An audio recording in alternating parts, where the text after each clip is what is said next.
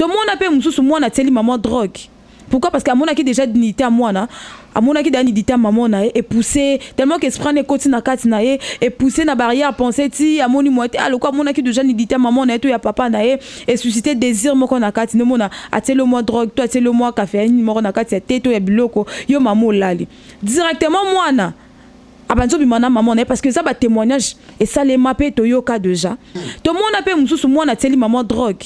Pourquoi? Parce qu'à mon qui déjà dignité à moi à mon qui déjà dignité à maman et poussé tellement que se prend les côtés na katina et poussé na barrière penser ti à mon moitié alors quoi mon qui déjà dignité à maman et tout ya papa na et susciter désir mo qu'on a katina mon a telo moi drogue toi telo moi café mo qu'on a katina teto ya biloko yo maman lali directement moi na abanzo bimana maman parce que ça va témoignage et ça les mappé to yo ka déjà pour célibat prolongé mais mappé frigidité. Tu es là avec ton mari. Au bas, les mêmes qui ont impuissance sexuelle, les mêmes qui ont même frigidité. Tout ce que ton mari peut faire, au lieu qu'il est l'autre côté. Et Tindo Bimapé, au tirano stati. Au moins, est-ce qu'on peut pousser au bimo qui est un jeune garçon?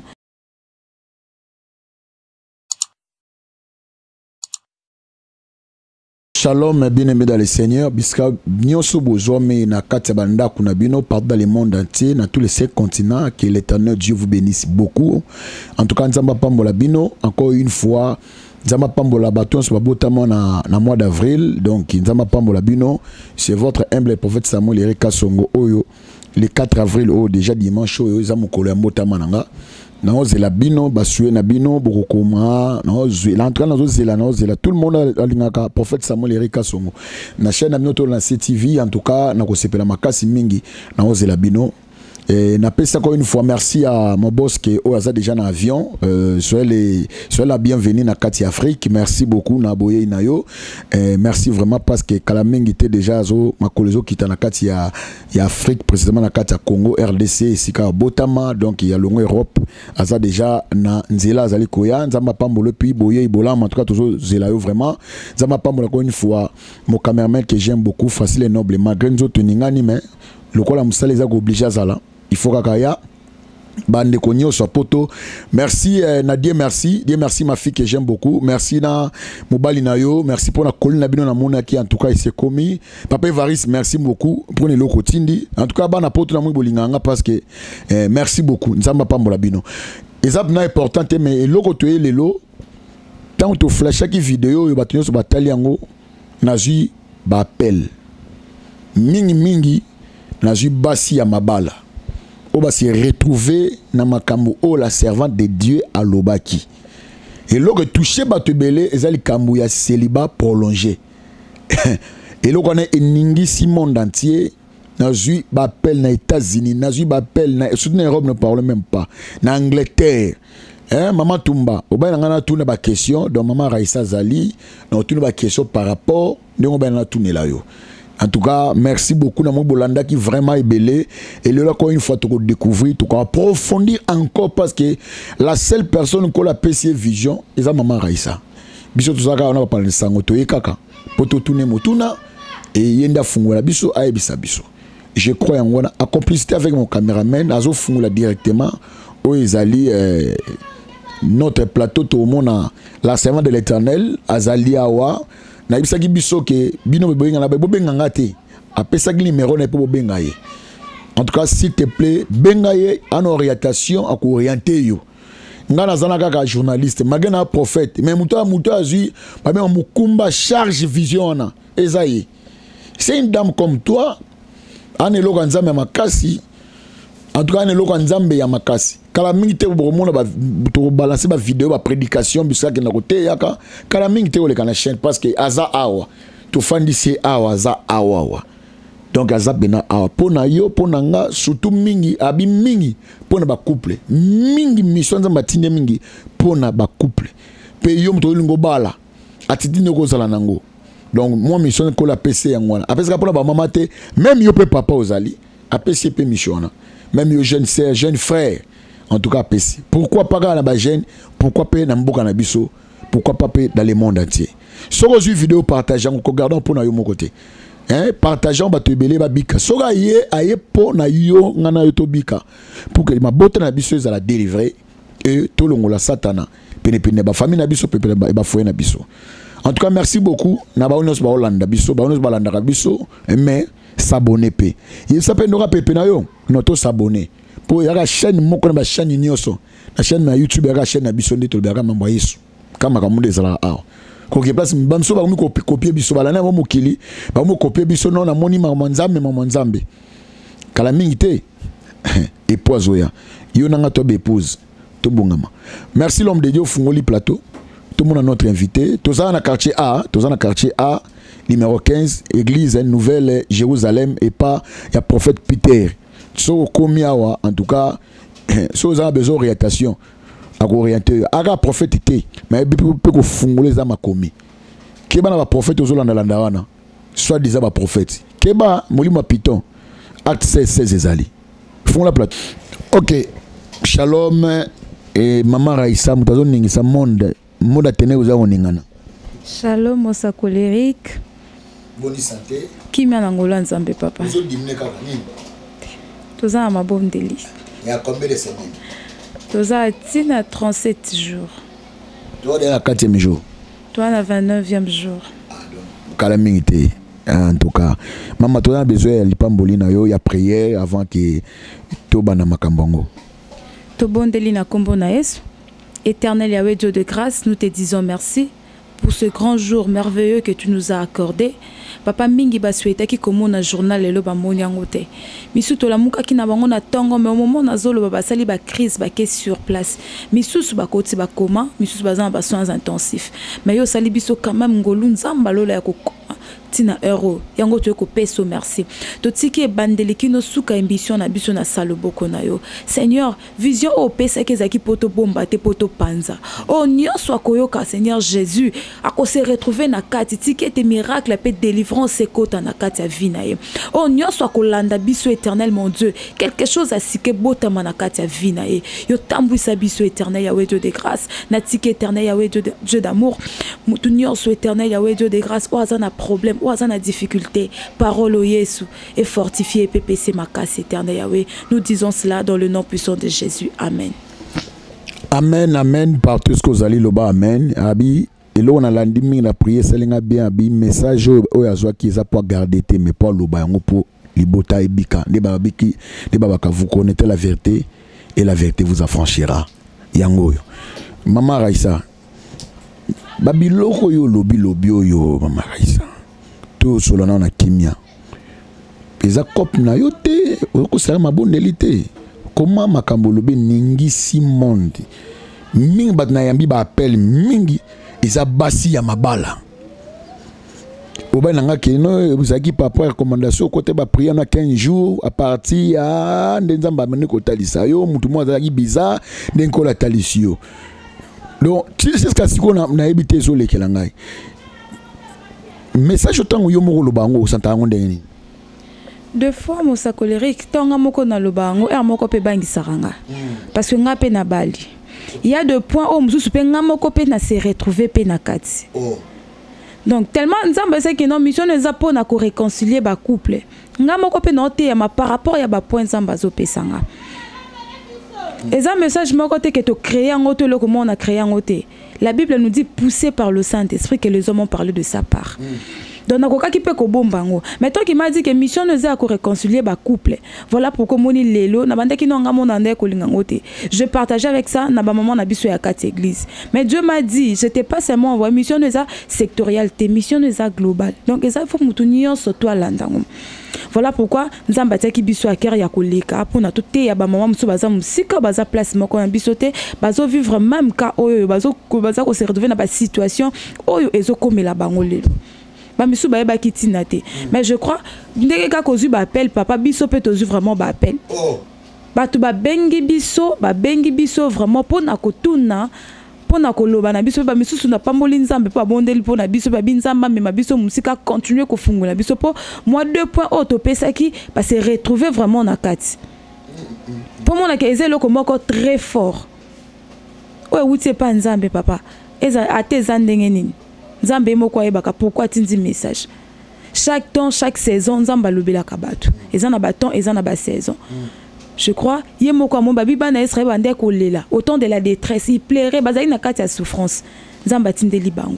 biso pe tozo le na kati ba couple na biso. Voilà pourquoi Dieu m'a envoyé pour que to sauver parce qu'elle ngi bana na ba za la sauver ba bika selon ba promesse ya lo bana kati na bango. OK, merci beaucoup. Je crois 2 points oyo. Ndé yango toye ko fa na deuxième point. Abaki pona reconnaître que ba mutu azana mari de 9 femmes de nuit.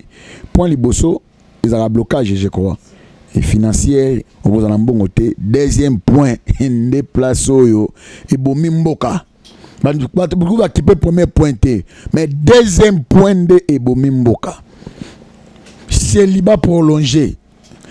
Maman moko na Londres abi papa maman lobi célibat prolongé selon hier abi que célibat prolongé dans la kamuto a balité tout muto a divorcé mais muto na kati ya libala a des femmes bala sali kanai a sali nko abi pona pinir mobali na ngana préférant to kabwana na mbetu na ko pinir pendant 2 ans mais na kozonga mais bana pe na kabwana ye na ga supposa kozonga su na été mais voza na elle na za elle na ye na mais za punition de mobali na pinir de ya célibataire mais comment ko lo babongo papa Eric yo mutu nzamba pesi o libala punition musu na za ndako libala ezate zake na opionner mobali obimo kende c'est anormal. Bible ezoloba yango moko que personne sépare ce que Dieu a uni. Donc yo moi so comme ko séparer on nzambe moko asangisa kibino. C'est pas normal c'est que wana les esprits nzambe te. Oza moi si oza na ba tactique to ba moyen nyo surtout ko sala pour punir mobali no. Mais je ne crois pas ezaka ya ko kabwana mobali otikele dire moko. Eza yango te. Azanenga na kati na kuana mais ba kabonga ba chambre. Maintenant on a déjà séparation papa. Ils ont déjà séparation. Ils ont un célibat prolongé, papa nanga. Célibat prolongé, ils ont une forme et une méthode ébélée. Ils ont une punition. Ni ne pousser au pousser, donc ni ne pousser au séparation entre yo na mobalo qui na chambre bana. OK na chambre bana ko sala ni. C'est yo pour envoûter bana. Parce que mbeto wana eza mbeto na bino ezali. Yo comment suyer mbeto bana. Parce que yo okangama oza déjà na mobali na yo. L'île bino zala qui déjà sacré. Obimi na kati ali sacré, OK pas bana. C'est que zo suye pe bana. Yango mona ke non maman na butu. Disons na butu qui vraiment parce que so roza moi si normal, okoyoka peut-être pour sa mobile, mais arrivé que non yo za dans la chambre bana. Au mona esprit ko côté le posu moi non moko mobile au babysier. Ezaka te ba cousin te yo maman ko za la pe ka poussé par cet esprit wana. Et pousser et tinzo na banzela maboke pe moni maman mso bimina moi na prosimbi mutu ah so ki na yebaki qu'est-ce qui a fait cela et ça mari de nous azana kati na onde a poussé au sala makambo wana non c'est une autre question parce que les nobles français a fondé mo loko mo boye na no betango kara mais nana revenir yango lelo pa na yo ba mama o balinga mi kokanga mina bana bango basi trop mona ça comme si déjà 11 ans.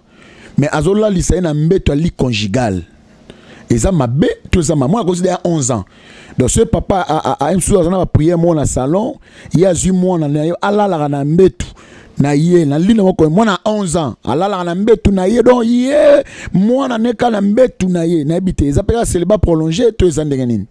Papa, eza célibat prolongé. Ah bon? Eza célibat prolongé parce que moi on a déjà c'est que moi on a déjà na 11 ans. Pendant que yo za oui papa zo sala prière mais moi quand on a peine na chambre non. Oh bino bo sala intimité na bino. Moi na zambo ba te que moi na lalité. Papa surtout ba na mikolo yo ba zana développement ko le kabiso. Biso na temps on to zaka peut-être ba Facebook ezala raté. Ba WhatsApp ezala raté, ba téléphone Android ezala raté. Yo mo na kaza mo na mke mais peut-être ndenge yo mo na bo sala assemblée mo no à lalité. Oyo kabino. Voilà pourquoi bana misusu pe ba mari to ba femme de nuit ba côté là bango dès les bas âge nanzela ba parents na bango. OK. Bozo là ensemble. Obino bozo sala, bobi moi na la linzoka moi na lalité oyo kabino. Tellement que azo kabino il y a de quand même ba sentiment pour côté la kabatu papa Eric OK non, moi na lalier moko ah papa aluka à découvrir papa ba sala nini. Ba papa ba sala parce que bino boza peut-être emporté mais il y a ça emporté té.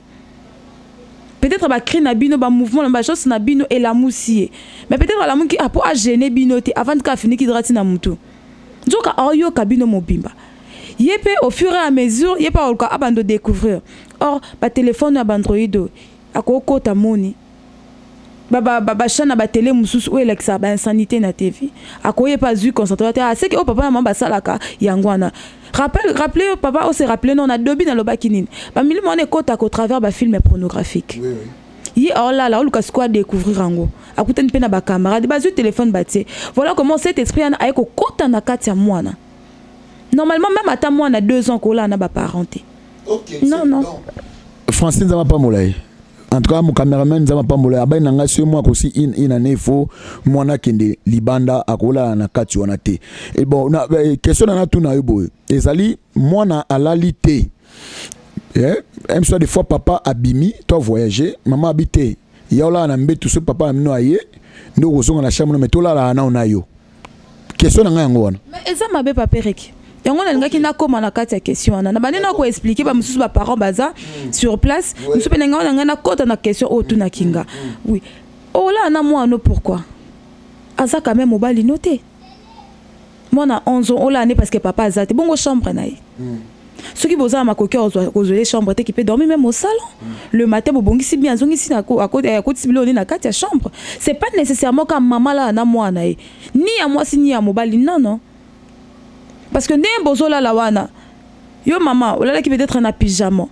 Yo maman peut être là qui peut être quand na liputa. Et que na butu liputa longwe. Moi non bon c'est liputa wana. Quel esprit a bongisa on l'a vu déjà ta nudité. Il est d'abord maudit. Parce que la Bible nous interdit de voir la nudité de nos parents. Il est déjà maudit. Donc, ils osent maudire moi non directement. Parce qu'ils osent maudire au lobby en côté. Mais on maudit par rapport à l'acte au salaki. Et tellement que des mots à travers la mingi, nanzela wana à côté directement moi. Il y a un moment où maman me soucie à moi na mbala le nga côté comme moi na a comment mobile dinaï sans le savoir. Moi na muso s'attacher à moi na moi ça s'attache à maman na ye. Il est incarné par cet esprit-là. Ouais. Imaginez, peut-être yemo ko aboti mwana to peut-être azoe peut-être na ajam ka boko lié. Pour to bakate ke za mwana était peut-être mwana muso obota ka avant libalo yakana ye. Eza ka lingi était non. Ezande yo maman ba acte zo sala za ko entêter mwana et de mwana côté déjà na kati na yo à côté na ozana ngo au transmettre ngo pas mwana. Directement sa liste des bandades na kati ndako papa. Na ngota la caméra.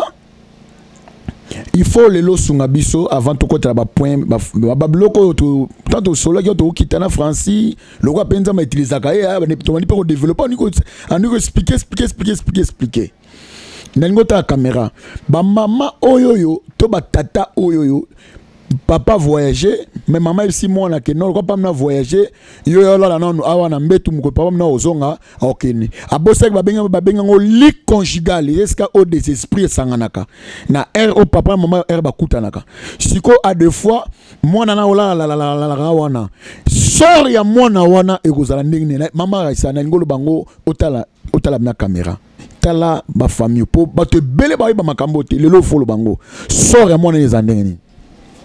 Vraiment, sort à moi nawana. Maman yomo kozo bebisa moi nawana. Pourquoi ozo kotisae mari de nuit aux femmes de nuit sans les savoir. Quand on dit tu koloba c'est lui conjugal. Ezali à moi na te. Yo ton déjà eza ozo matisa mutu mususu. Eza les a moi na yomo ko boti. Aza de mutu mususu parce que yo ne bo sala inte. Eza yo na mobile ne bo sala un. Bon ça la un amour na te mais tant que yo zotika mona amata a suer li na bino ata bo ça le côté du fait seulement que amati a suer déjà liwana yango zo mona que non ba femme de nuit ba mari de nuit ba zo côté la ba na biso na de le bas âge muso akoba kete na sukola na mona libanda te surtout vous là-bas en Europe bo sukola ba na libanda te vous avez de salles de bain mais ozo matisse déjà na mbetu na yo bola la kayo na papa maman papa yo zo yo kanga vraiment je t'interdis à partir d'aujourd'hui. Il faut que moi na wana aleka na ba prière aleka na délivrance parce que au sujet de jaillir mbetu na bino eza po na yo na mobile eza po na mwana matana katite quel que soit congé papa qui ozonga parce que ça papa deux fois voyager mais na buto obengo bo solo la oza mwasi na ya bimisela mbongo aluka bo solo la masolo ya bino mais mwana zana mwana zoyoka. Quel esprit est au côté la moine parce que tant que zoyo kazo ba ah maman boy ma solo maman papa ba solo la ba kende boy moi na directement au suscité pour ça moko na katinaï peut-être azangi peut-être mutu bien azangi partenaire moko toi azangi copain ou copine moko directement abandi ko sala ngona masturbation suite ya nini ya oyoyo kaki au travers ça directement femme de nuit au mari de nuit aye ko posséder une autre mona to ndeto baki yo la lili pour tes abos mwana ya fini que pour ça que se soulager na butu a telemi aya ba moni maman a fini ki maman directement a posséder nzoto mona quoi a moni nidité non kaka mwana za posséder vraiment je vous interdis papa maman ozoyo kanga toyebi olinga mwana makasi et pas linga ko makasi mais il y a d'autres points net na ba point o ko fungola mwana porte vraiment Kobandaka mwana da déjà na 2 ans une année bimisa na chambre amate sou na mbetu na binote parce que ezali sacré pona yo na mobali no c'est tout. Merci beaucoup. Namoni les nobles français c'est qui? OK, merci beaucoup. Je crois toujours continuer et na la question moi muke bongo soki mwana pa kola mafuta maman mwana pa kola mafuta na mukongo et so akoti pena mwana bon to sokola kana mwana na kata douche. Ça peut m'embêter. Papa n'a un d'abord l'enfant est maudit. Pourquoi? Parce que mon anidité à paronaï. Aniko Mukongo, on est comme Mukongo sur base et le koni. Ah pas que l'homme Mukongo pour nani maman.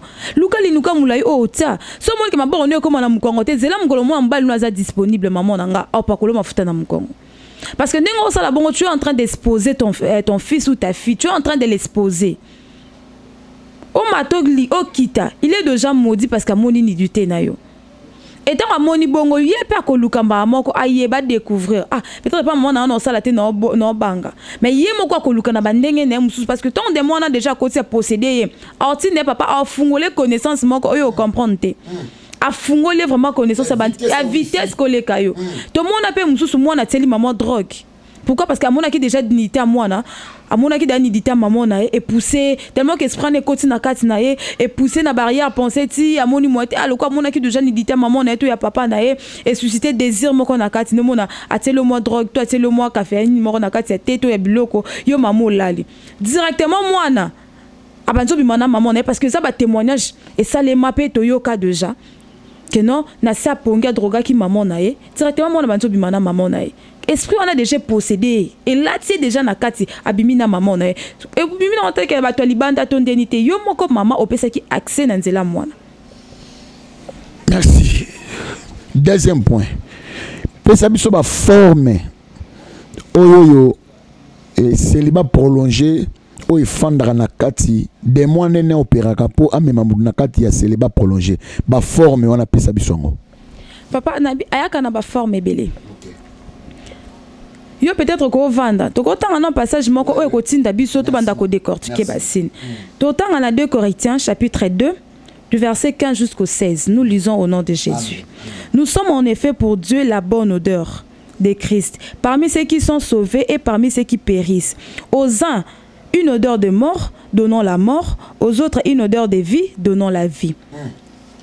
Papa awa verset zo le belabiso nini Christ est moko asali biso tozala ba parfum de bonne odeur, tozala na bonne odeur. Donc, to communiquer bonheur, to communiquer eloko moko a bien. Mais eko sala que non, mutu il fallait communiquer makambo a bien. Ozala na solo a bien, solo a bien ko ozala comportement, caractère, ba attitude na yo, ba langage na moko ya bien.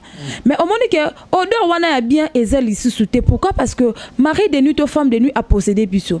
Yango lobi alobi ozan, ba comme on sa odeur ya mort.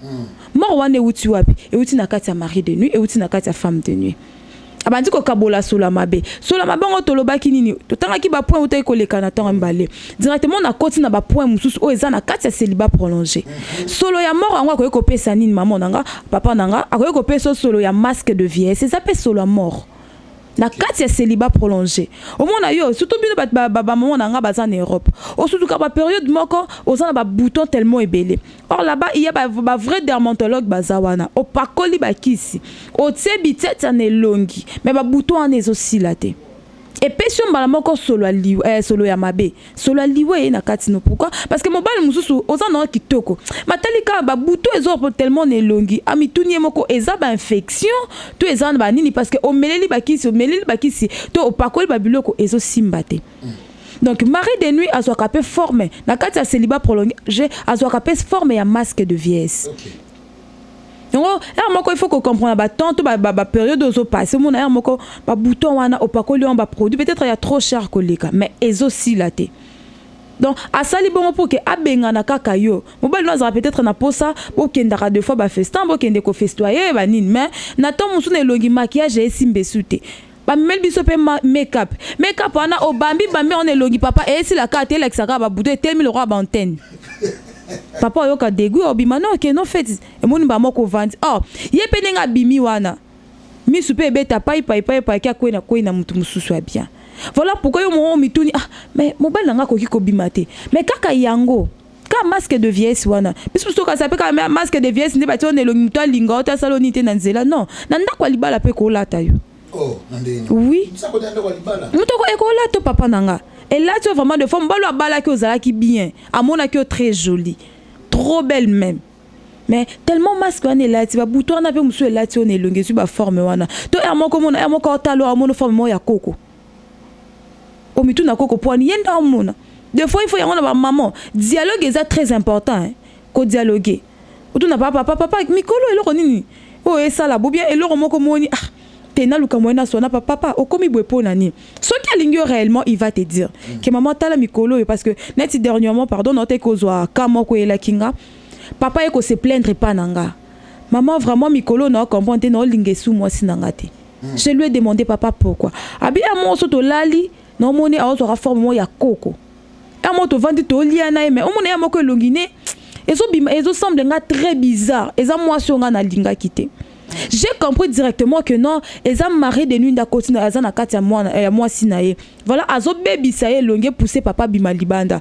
Oh, tant pousser papa bimalibanda, yo pe maman ozana maîtrise té. Ozana maîtrise té mutema tout pas obomi libala no zongi. Voilà comment c'est liba prolongé à kotaka.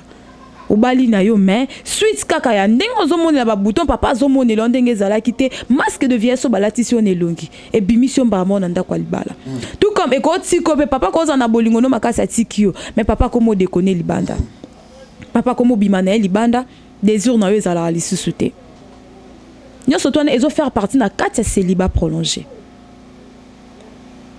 ezana ba point mususu kaka na kati ya célibat prolongé papa Eric et même la ka moi si stérilité. OK. Okoki osambelo salini ni boy.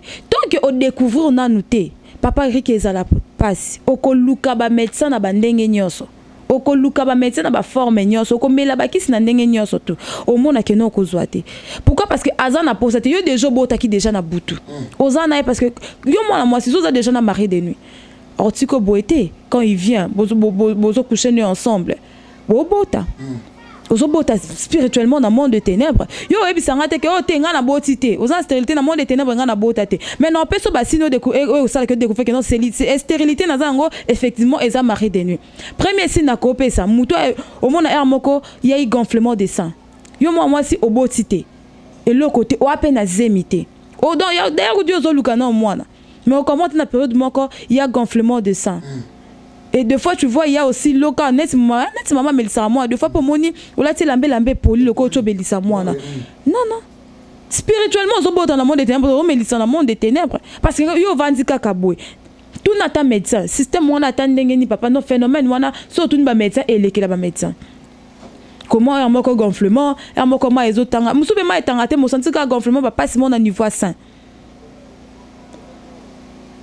Ou le banana qui est la beauté, mais si nous on a pêché yangwana, si n'y a ma casse on a pêché yangwana papa, bah gonflement mon quoi ça, à mon corps sentir, dans ma période tu as de règles très douloureuses. Non.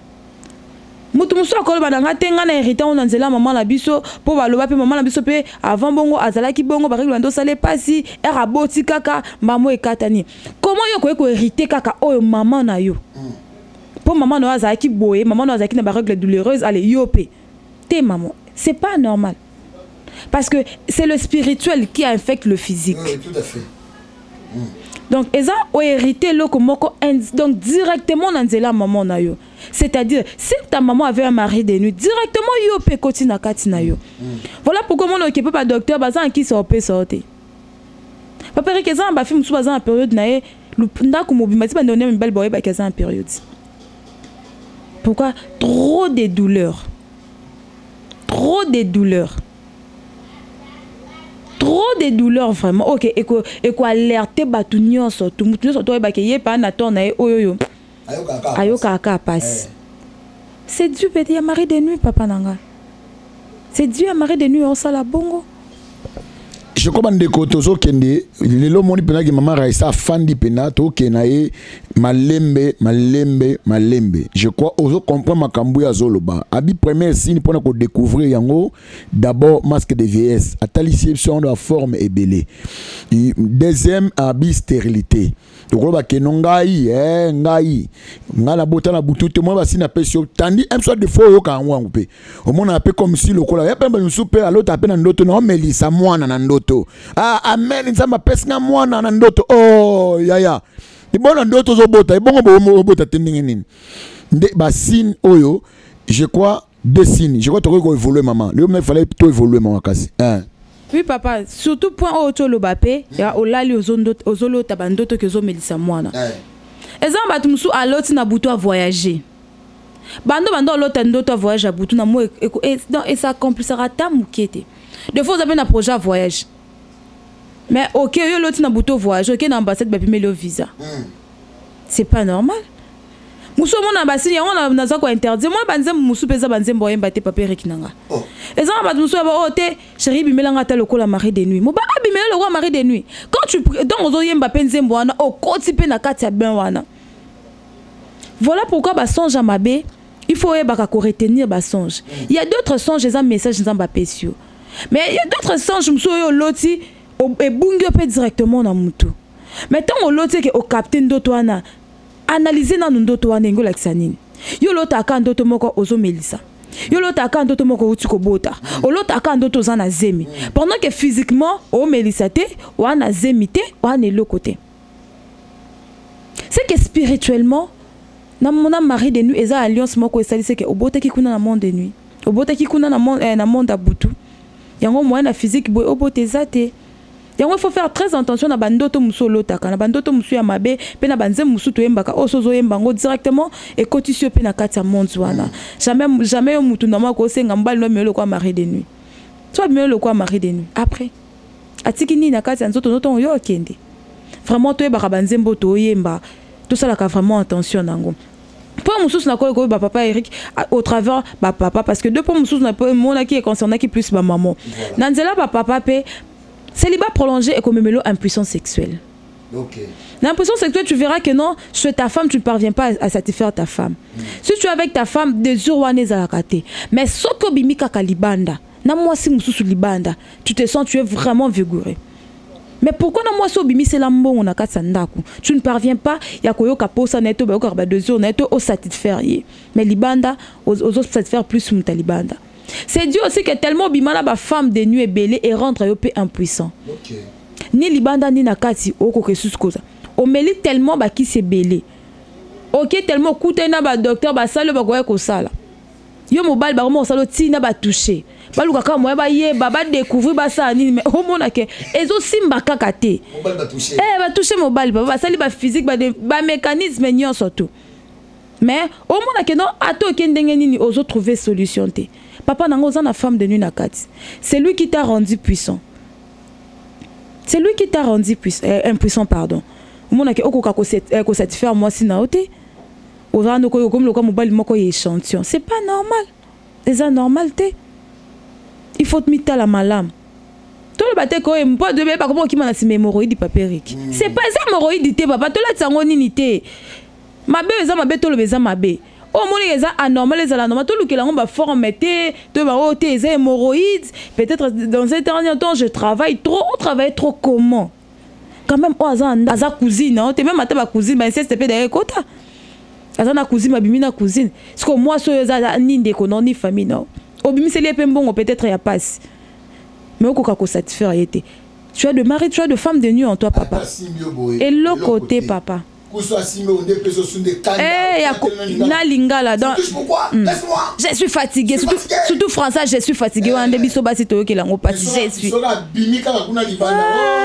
papi koko tika papa wana tata 3 ba ko leka na journée la fatigue zakate papa za ba mari de nuit des pousser au bongo et za mari de nuit des pousser au bongo voilà yo mutozo leka vraiment yo papa ozo landanga to yo mama obi ke mobali no zo traverser ba moment oyo maman nanga la vraie solution le quoi lelo yebi mon peuple périt par manque de connaissances yo quand même aussi connaissance wana koki mano gauche to ko ke na hôpital te consultez Nzambi. Consultez vraiment Nzambi. Voilà pourquoi impuissance sexuelle wana aimé ma séparation. Na katia foyo mona moi c'est comme à gauche, mon bal a comme à droite. Et ce kaboli bango, c'est la séparation du corps.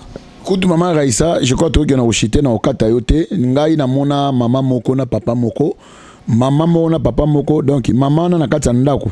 A sepena mbali na été mbali pe na kata na sepela pe na moi si na été. Mais moi si alinga moi na mo ya mokie jeune moko boy. Jeune wana desko abimi ayoki malamu. Mamo papa pe alingi moi babenga bana ba nyonyo. Bano babimi kolo malamu. Donc oyo kuna a moi si aye na zemi libanda mobali pe aye na nini libanda. Et pas na baba trouver na bon normal. To bota na biso ba libanda mais bana mbaya na kata ndako. Et ya na open normal. Est-ce que vous appelez normal? Papa, est-ce anormal? Ce qui est mort du mari de nous, anazano nazua. Ce que yo mutu. Comment quand autorisé peut-être à mobile no bota libanda, donc moi sinon abota ninbo. Tu vois que c'est anormal, papa. Il y a quelque chose qui ne cloche pas là à l'intérieur. Na pas sur exemple mari de nous yemo kwa zano mutazua makasi. Ce que yo mutu ce que za physique. Oyo occupé musu pour moniper papa posa conscient que moi no bano mi balo bazaraba na ngate andaku et au vandi non il y a quelque chose qui ne va pas là à l'intérieur. Voilà pourquoi mari de nuit aux femmes de nuit tellement qu'à continuer à posséder bino beaucoup mon amène surtout normal. Or c'est anormal. Yo moi c'est pas bimi c'est limno bon. Et ça normal t'es papa. Ça non maman Raissa. Et bon basio ba babala mi bali. Basé belé hein na poto même ah basé belé babala mi bali. Babali mibali. Sors na bongo zane ya pe célibat prolongé pété. Papa, normalement liba les institutions divines. La Bible a dit l'homme quittera son père et sa femme et l'homme quittera son père et sa mère s'attachera à sa femme. Dans ce cas la version dit que la femme quittera son père et sa mère et s'attachera à son mari non. Oui, ça peut arriver Nathan to aider mobile. Mais de bâtir à Babylone kwana, mbongo une espèce en dot. Il faut mobile à Luca. Il faut m'obaler Luka. Surtout dans la jeunesse, tant où Nzamba Salaki Banyama, il a fait tout deux. Mais Adam s'est retrouvé seul. L'Éternel a lu dans ses pensées. Il a lu dans ses pensées que non, Amon Banyamo DDD. Yé Azangi Moutou. Voilà pourquoi à l'Alice Pongi il a créé Ève. Tant on a créé Ève. Et ça qui désire, il y a Adam. Et ça qui désire à Ève. Voilà pourquoi j'interdis vous le femme au Kendako bala mobile. Mal valoriser oza mari de nuit na katina yo. Voilà pourquoi tant mobile mobile et même on a tétutesse. Au comment la tétutesse est très élevée. Pour anini mobile le bano lo ni po ndo balier. Donc on nyo surtout qu'on sent na mobile au sala. Ce pour pimele mgobi que non de toza papa 5 jours tout le monde na tête au monde na tête. Na 5 jours on a nan siko bandozo. C'est que mari de nuit na bandozo. Ok. Voilà, il faut être très attention. Tu peux aider ton mari pendant le préparatif à l'Ibala. Mais papa est à la 100%. Tu peux l'aider à 30%. Si vous avez aider à 30%. 70% tika yemo kwa mi bunda parce que eza devoir naye. Eza devoir naye. Yende aya a honorer yo, yende aya a valoriser yo. Mais toi yo déjà misi mongo pesi mobile ya ko bala yo. Non. C'est que les gens ont masqué kabatu. En soi, aux gens mari de nous à posséder. Est-ce que aux autres kabamon ah yo bala kate. Aux gens mbongo. C'est que non mbongo nous eza kisi. Les gens est-ce que on la tsango lamba. Ba mono ko za nda kwa libala. Or aux gens nda kwa libala moko za échantillon. Donc mobile wana yo sala eno kaye. Pour battre ba mono kaka ba moi si c'est moi si bien valeur à moi si ça nda kwa libala. Oinka bat ba peso valeur moko valeur en consciemment to mobile no pe consciemment bi que ça na valeur wana te. Et ça mari de nuit papa. En tout cas, merci beaucoup. Tu as presque na. Tu as combien de points? Les années, nous? Tu as évolué en haut? Ok. 2 points. 2 points, papa. Moi, c'est comme les frigidité. Ok. Pour célibat prolongé, mais ma paix frigidité. Tu es là avec ton mari. Au bas, les mêmes qui ont une puissance sexuelle, les mêmes qui ont une frigidité. Tout ce que ton mari peut faire, au lieu qu'il est l'autre côté. Et tindo bimapé au tika no stati au monde asko eko pousser au bimo ke ko luka ba jeune garçon yo maman moko ya 35 ans bimo na mwana moko ya 15 ans 16 ans yo ba ke no ye wana ndenga za ba na force ba za bien papa nanga oko na logique ma mpe mwana na obima na maman nanga ko bote petit so bote ka 20 ngo bota maman Raissa na ndeko moka mobali ba mama ya poto on la mama poto wana na lobby mabete c'est ça poto sungana ya lobby bona vina obala te tuna pone obala te azali na 10 mama ni ba na poto chaque ba vacances ba mama genda ba poto o ba na Kishasa ba benga kai batini lembo yemo akia futi ba flat a futi ba flat azuli faisait ba flat mais ba onyo so ba oyeba na te. Donc soka ye na butu o ya zui mama o butu mobimba ba sisa na mama ona. Donc maman na to ba sisa na ye maman na ju $300 pesi ba yela ke ba bilamba de bilamba nyoso azana ngo e utaka na poto da ba mama ya poto. Donc ba mama so uti poto donc so bi ona e repos a repoté aye na moi ne moko bi bwana wana zaka terrible et moi na za quand même ya ko betela so prophète moninga ngana lenga na obala te. Nga ma poto mbasala nga na bimana ba ma poto na lingo tala ba mama poto ba bana mike abati mbala ba kuna na poto aye ana na Kishasa moi muke moi nango a pesa ba $500 et puis $500 a louer les flat moi nango so asisi na ye au lieu moi nanga pesa mbongo yem to pesa moi mbongo na ebité eza diani apeka célibat prolongé ka mari de nuit to eza nini papa eza célibat prolongé parce que célibat prolongé e ko bimisao nanda kwa libala yo ko bate ngala za ndako libala peut-être non salango encaché pour mbali nanga za mbala za non tant ozo pousser wana ozongi pe na ndako tant ozonga na mwana na 15 ans bien mwana na 18 ans 20 ans ça peut capable abotisa yo tant ozonga poto ozonga na zemi et tant oboto esa mbali noni mwana na baza mwana mbali ayebite bika kaza mwana nzoka za mwana ya mobali mususu dans la forme célibat prolongé ndenge lati et bimission na ndako libala yo tant ozonga osuer lit conjugal. Pourquoi? Parce que obimi déjà nanda kwa libala na mbetu na bino bimi okeda akutenda mutu msusu. Chez nous les Africains na pesa un moko de fois nous condamnons mais deux fois mon otala ba enseignement o ezoti ndanga pena ba basala ba kota ba bandeko na biso ba luba ba tiba una ba basala ka basala quand même na raison. Comment pona ba conserver ka soko déconner e okotisi liwa na ndako. Même si ba selo tiba outé, même si ba selo elo côté, mais tant yo moko de jo déconner. Tant ozo zongo okotisi liwa na ndako na yo. Voilà pourquoi verset totangaki ezopesa sur la liwa okoti da liwa na ndako no po ofungoli déjà porte. Marie de nuit ako utiliser bino facilement donc obando sakana bino na kati ya ndako. Donc yo maman otiki vraiment mbali no oye apo na mwana mobali. Maman oza vraiment na mari de nuit na kati na. Tu dois passer par la délivrance. Il faut les cas vraiment na délivrance parce que c'est pas normal. Ozo tromper mobali na yo. Nakobimaka na mibali mususu pe musubala mike mususu pe ka ba âge moko na yo mais yo et pourtant yo mutu déjà bali le jour que mobali na ko découvrir ngo akobenga na to yo moko mo ke mbala akobenga na te mais yo moko créer séparation du corps so créer séparation du corps te au sengi divorce bité na préférer na divorcer tant okendo bando bimana ba mais un jour que soupo so bala o bali lisusu mais tellement que mon esprit na déjà là tio o bo mapeka libala wana okende susu. Voilà comment mari de nous a coopéré na katino. Deux femmes de nous a coopéré na katino sans les savoir. Naebi que polygamie zaka polygamie oui. Oui, ezan ba tribu musu ba zan bango prêt pour na polygamie.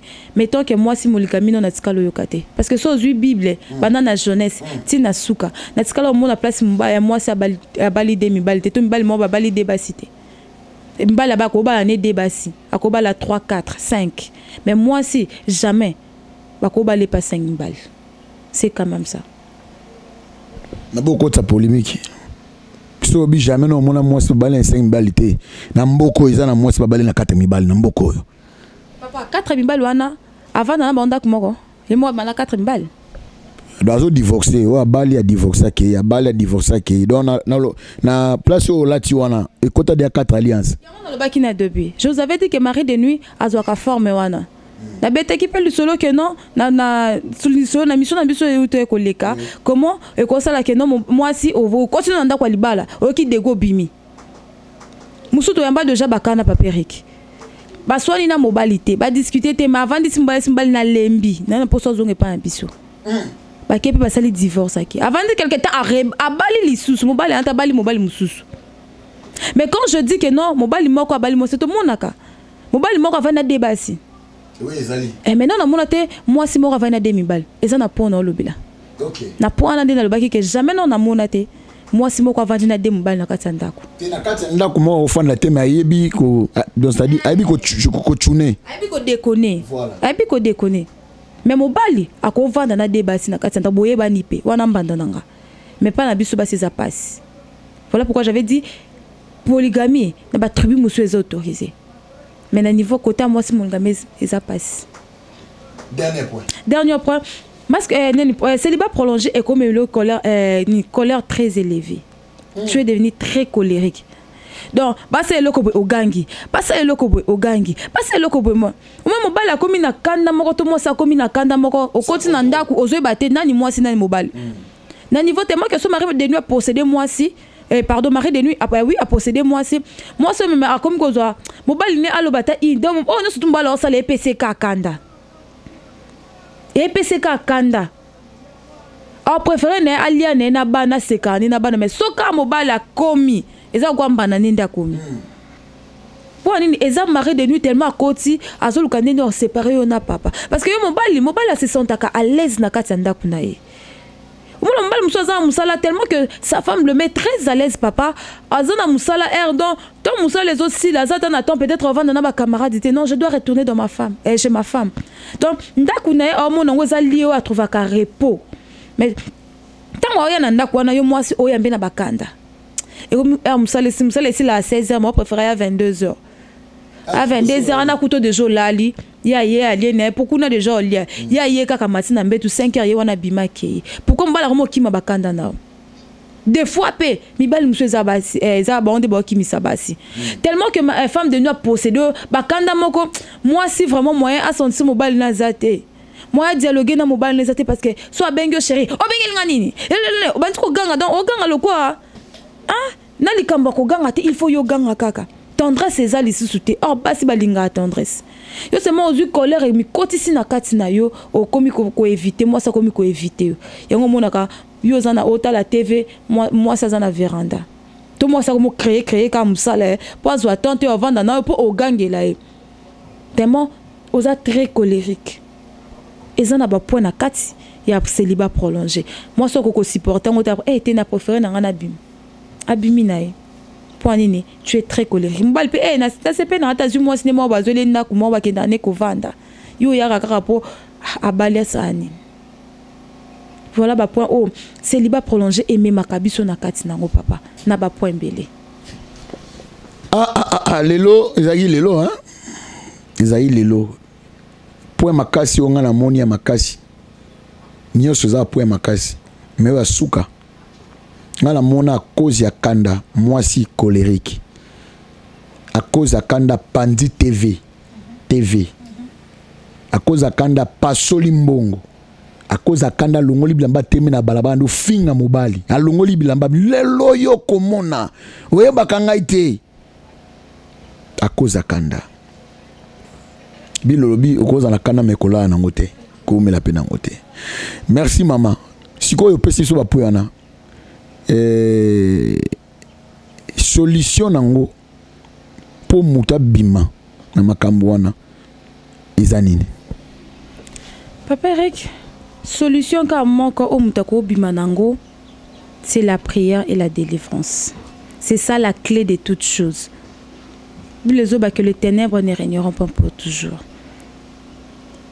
connaissance wana o zangaki lelo ozuango Ozu peut en partir parce que tout le monde continue à développer.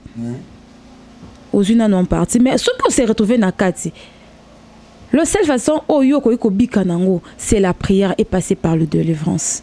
Parce qu'il y a un vrai chemin, vraie méthode. Au travers ça, Zamba ko délivre yo. Ce qu'on a conscience na oignon sur le lobby. Prise de mentalité. Donc on s'est retrouvé vraiment dans Kati. Maman n'a benga biso. Nous sommes là pour vous. Tozana pona bino vision on zamba pesi apesi pour que yo za la sauver nengine bisa maman moko papa moko azoyo kanga le mariage n'est pas une école et c'est pas ça la finalité du mariage lorsque obali lelo ezate que ozu victoire ozu longa non ezan likamso zo zelo na katiwana ezan likambo zelo na katiwana ce qu'on s'est retrouvé vraiment dans ba point haut nous sommes là pour vous sauver au travers notre Dieu lobi ko ekota na libala na yo moto zo vivre marambo to tu koloba oyo vraiment nous sommes disposés à n'importe quelle heure au benga biso na téléphone na WhatsApp na réseaux sociaux oh ko benga biso ata na ba numéro to pe sabino benga biso on va prier ensemble et au monde a changement ekota. On va prier ensemble et puis changement au quota. Je crois qu'on presque na souka à notre émission. Tu peux sa maman micro, après sa numéro de téléphone. Il y a papa, c'est une femme mariée. Il peut appeler sa adresse, c'est l'église des Ali. Il peut appeler sa programme église. Je crois que l'année il y a 3 fois tu as béni nango, tu koba nango célibat prolongé. Au monde qui va ninga msuba bengaki. Yo pe sala le koba ninga ne ba bengaki. Yo pe soro bengaki. Mais point oyo ki lelo. Ezali benga lisusu donc olembate ya kobenga pona nga je kwa na komo na suka na opesa mara isa micro yenda kosukisa akosambela pe opesa numéro de téléphone bande konyo so ba landa biso bo s'abonner bo benga vraiment ko trom na te nzambe a délivrer ba couple vraiment s'il te plaît ndeko moi si ndeko soit des fois ba réaction au saka na kati ndako ezanango yote ya mona imso sali likambo après un mois botango tikala mo oh pourquoi na sali yango pourquoi ngai basakana na ngai te et na ba basi mso des fois maman ba sale pe na ba prédo tata 6 fois prédo yo ka soma so saka akene na ye e nazana au mois si akene na ye akeliba ndenini libanda libera me voto fan na monande ko moi sabi tika ngana fana bana ngane na bona fana ba mbongo na ngana bala pona singa na kingo musu sabi ngai na rosa premier bureau te nga deuxième ne yambaki maman moko na émission maman na émission na Sony abi moi ça mi balé azaka plus avantagé par rapport ya moi ça liboso a préfet to revenir nango to revenir na makambo je crois comme na suka. Vraiment émission Nabiso. Merci Nabiso. Merci beaucoup. Merci vraiment. On a moins États-Unis, mon prophète Fabrice Bilele na France, na mon Dieu merci, na France na mon Claudia Panzou, na Londres na mon maman Tumba, maman Mbui Tumba, Nzamba Pambola yo, na Hollande na mon Trésor, na bantra boza teme be Angola qu'on ne parle même pas parce que y a mboka na fanda gimingi. Ne parle même pas en tout cas. Mais le 4 avril né nazo zelabino bo souhaiter nga ba joyeux anniversaire. Numéro na plus de 143 947 45 03. Sala lokola papa Jano asali abi papa na obenga yo mwa muke okozwa. Sala ta lokola yango. Na ose la bino bat bolinga kanga. Pour maman Raissa déjà singa papa dimanche ozwa na tigo cash. Yo ngala na tigo cash pet. So bengai. Hein? Merci beaucoup. Nous ici et pas numéro de téléphone, adresse église et puis kobon de la paix pour la makambo le biba to ba moniango diable cha ba motema makasité après ça motema nzama pesi motema mopoke ba benga bino poke ba bima na kati ya célibat prolongé. Merci papa Eric. Batno so votre kolanda biso vraiment nzamba pambola bino. C'est votre servante maman Raissa Yalanda Onosuku. Église est dans le quartier A, numéro 15, dans la commune Yangalema. Référence na biso est dans la station Barré 2GC. Dans ce cas, komika kana 2GC. Obité nazoluka quartier A, numéro 15, et pas mosakoli Peter Batunion, so baebié. Contre mobimba ya Barré 2GC baebié église, et bakola kisao directement au comme panabiso. Oyo pe ozafra na tante ou bien yo mutu ozana mboka musika moyo koma sur le champ ezate okoki kobenga biso na plus 243 89 47 136 wana soko bengi okozwa ngamoko maman Raissa donc nakoki kobandela plus 243 89 47 136 okoki kobenga pe biso na numéro mususu plus 243 89 25 90 106 wana soko bengi okozwa yemoko le visionnaire de l'église Mosakoli Peter Onosuku otobenga kemingi général soki obengi na numéro wana okozwa pe facilement aza vraiment prêt pour na ko répondre yo vraiment yo maman yo papa oyo qui o se retrouver vraiment na kati ya ba point oyo ko se décourager te ko lo ba pete pour na yo esili parce que solution ezali lorsque Dieu donne la vision il donne aussi la provision lorsque apesi biso vision oyo provision apesi biso eza poto sunga yo obika obima na situation zanango vraiment ko hésiter te benga biso ozwa biso pe toko yambo mutema ya kufungwama enfin que to développer monde de ténèbres. On a le baka toujours oh nyos faisant misala satana. Azo pousser biso to kota na monde na e. Mais la mission que Dieu nous a donnée ça to développer monde de ténèbres. Ba oh déjà ba kota ki to simba bango que le fort soutient le faible. Biso le to comme déjà ba fort parce que Dieu nous a révélé. Et yom toza faible biso to benga to benzi obima na kati ya libuloza. Vraiment que Dieu te bénisse na ngito bondela. Éternel Yahweh Dieu de grâce. Papa, tu es qu'on rendre gloire pour bandaki na biso ne bandeli pour komisi biso na suka.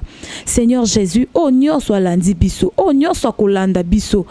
Tendre Père, Papa nanga, délivrance et kota na kati ya vie na ye. Oh ya ko accepter parole oyo yo nzamba lola. Papa pesa ye mutema munene. Bimisa na situation zanango. Seigneur, seul en sorte que obaye biba endurcir mitema na bango te. Diable kota te endurcir mitema na bango pour que baleka bazala délivrer te. Nzamba bika moi yo pesa place koka kite nzambe yo kokisa place muso soit qui dégoût soit qui découragement. Seigneur Jésus soutient bango éternel Yahweh Dieu de grâce. Lorsque to kokutana, lorsque to komonana, lorsque to kobengana, si que tes miracles éternel mon Dieu et tambisa bango éternel Yahweh Dieu. To pamboli kombo na yo, to netolio. Seigneur prochainement to koya lisusu. Yesu tozo ba témoignage ya koleka pe to mona miracle et kokisa mona peuple na yo to bondeli bongo na kombo na Yesu. Amen.